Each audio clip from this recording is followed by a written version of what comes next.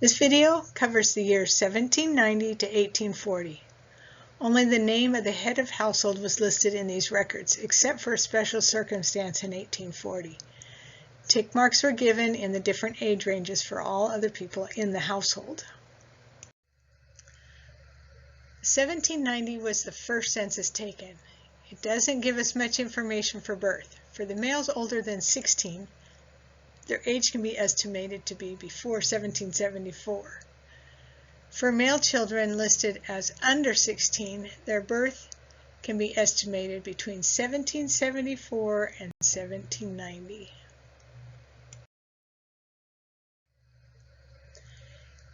In 1800, age ranges were better than in the 1790s, so basic estimates can be done. The 1800 census gives us a basic idea of how many people were in the household.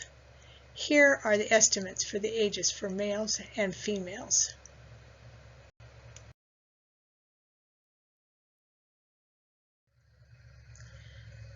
(1810) and 1820 had the same age ranges, except in 1820 they asked for young men ages 16 to 18.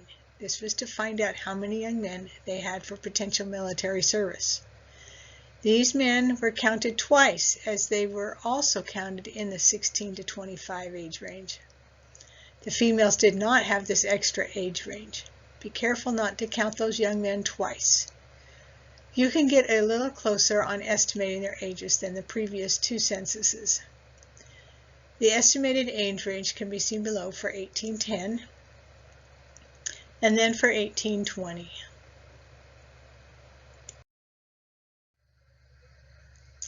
The 1830 and 1840 censuses had the same age ranges.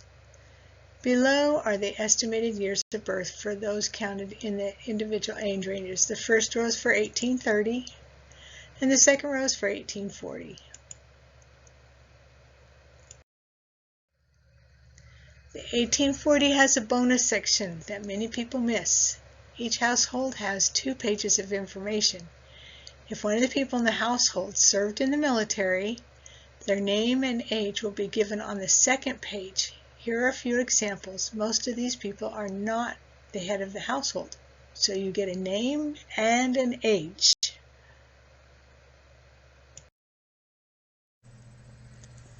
Okay, I'm going to try to show you how to use some of these early censuses just to give you an idea, kind of a case study type thing. So I'm going to use this Matthew Cabanas.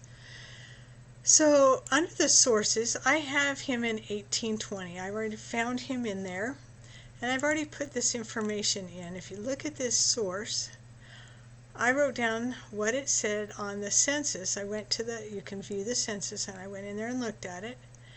And there's 4 males, 0 to 10, and I put down the names and the father's name, and then the females. Now I have a little chart that I've made up with Excel, and I'm going to show you. So what I do, this is 1820, and these are the years, and I've put in here I have males and females.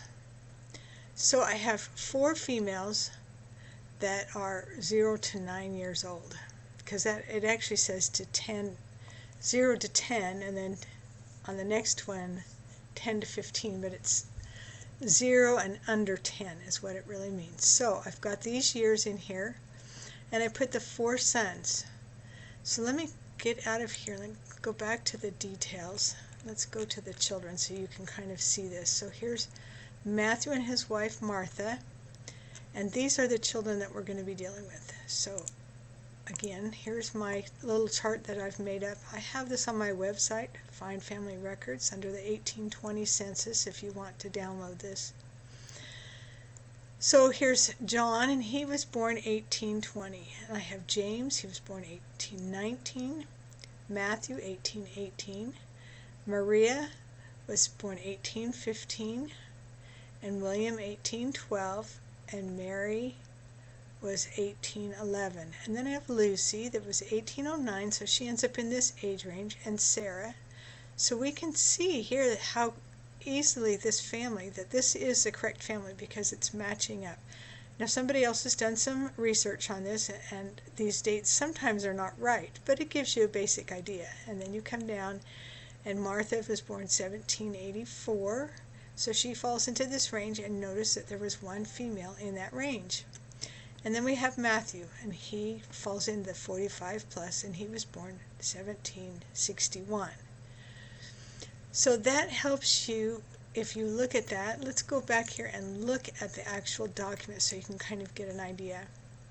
It's hard to tell on these early records. People don't like using them. And here he is, Matthew Cabanis, and there's the 4 males, and there he is, the male. And then there's those the 4 daughters, and then there's the Martha, the wife. The problem is on many of these, if you go to the top, it doesn't tell you those age ranges. And so it's good to have somewhere a resource where you can look at those age ranges. It's usually on the very first page. I didn't look at this before, but let's go to page 1. Okay, page 2. And here it is. See, you can see the ages. So sometimes if you go back to the beginning, you can get those age ranges. Here's to 10 to 16 and 16 to 18. I did not put that in on that chart that I had, but in the 1820 census, the males, they were looking for those who were military age, and so they fall into this bracket and that bracket. So be careful, sometimes they are counted twice. So that is using one of the early censuses, and censuses, I think is how you say it. Now I'm going to show you how to find the veterans in the 1840 census. So we go up here to search records, and come down and say United States Census, and we can scroll down. I can type in 1840 or scroll down. And then you can type in a last name and then put in residence and search that way, but I'm going to show you this other way by doing browse. And I want to go to Virginia, and I'm going to Pennsylvania, where some of my ancestors are from. I'm going to go to this township, or it said not stated. So this is the first page. In the 1840, the first page lists all the names of the heads of household and the ages of people living in them. The second page has other information, slaves. And the one I want you to see is right here. This is persons for revolutionary or military service included in the foregoing. So Robert Fitz is 83.